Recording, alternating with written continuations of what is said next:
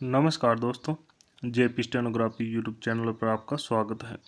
ये डिक्टेशन 100 शब्द प्रति मिनट का होगा, जो कि 5 मिनट तक बोला जाएगा। 10 सेकंड बाद स्टार्ट किया जाएगा। जनसत्ता से लिया गया है। दोस्तों, अगर आप चैनल पर पहली बार आए हैं तो चैनल को सब्सक्राइब जरूर करें, साथ ही बेल आइकन भी ऑन कर दें ताकि आपको डेली नए नए शब्दों की डिक्टेशनों की नोटिफिकेशन सबसे पहले मिलती रहे। स्टार्ट। हर राजनीतिक दल सत्ताधारी दल पर भ्रष्टाचार का आरोप लगाते हुए चुनाव में मतदाता को अपनी ओर खींचने का प्रयास करता है। हर दल का दावा होता है कि सत्ता में आने के बाद वह पूरी व्यवस्था को भ्रष्टाचार मुक्त कर देगा, मगर होता इसके उलट है। हर साल भ्रष्टाचार की दर कुछ बढ़ी हुई ही दर्ज होती है। भारत की गिनती सर्वाधिक भ्रष्टाचार वाले देशों में की जाती है।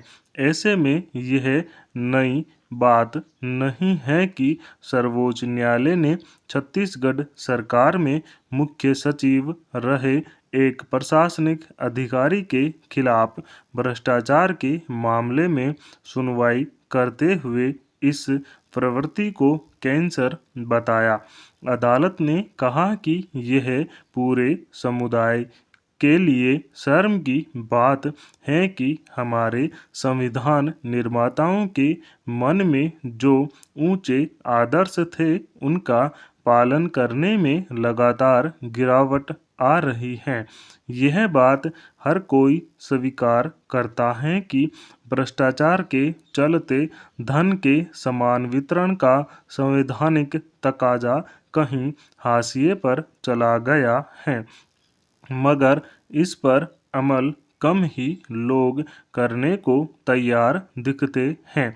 इसलिए हैरानी की बात नहीं कि जिस दिन सर्वोच्च न्यायालय ने अदालतों को यह नसीहत दी कि उन्हें भ्रष्टाचार के मामलों में किसी भी तरह की रियायत नहीं बरतनी चाहिए, उसी दिन कर्नाटक और झारखंड में रिश्वत से जमा की गई भारी रकम पकड़ी गई। हमारे देश में अब यह सर्वस्वीकृत तथ्य है कि बिना रिश्वत के कोई काम नहीं हो सकता। विकास परियोजनाओं में ठेकेदारी पानी हो, सरकारी नौकरी पानी हो, यहाँ तक कि तहसील तालुका से अपनी जमीन जायदाद के कागजात हासिल करने हों तो बिना रिश्वत के काम नहीं चल सकता। बहुत सारे सरकारी विभागों में तो अलग अलग काम के लिए बाकायदा दरें निर्धारित हैं। हर ठेके में ऊपर से लेकर नीचे तक के अधिकारियों, मंत्रियों आदि के कमीशन तय होते हैं। विचित्र तो यह भी है कि बहुत सारी जगहों पर किसी अधिकारी से मिलाने तक के लिए चपरासी पैसे मांग लेता है। इस तरह सरकारी महकमों में भ्रष्टाचार खुल्लम खुल्ला चलता है। यह कोई छिपी बात नहीं है।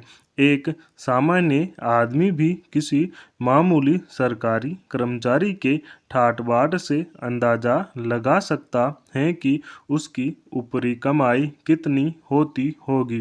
हालांकि केंद्र और राज्य सरकारों ने बहुत सारे कामों में पारदर्शिता लाने के मकसद से खिड़कियों पर कतार लगाने और अधिकारियों के चक्कर काटने की परंपरा खत्म करके इंटरनेट के जरिए काम कराने की व्यवस्था कर दी है।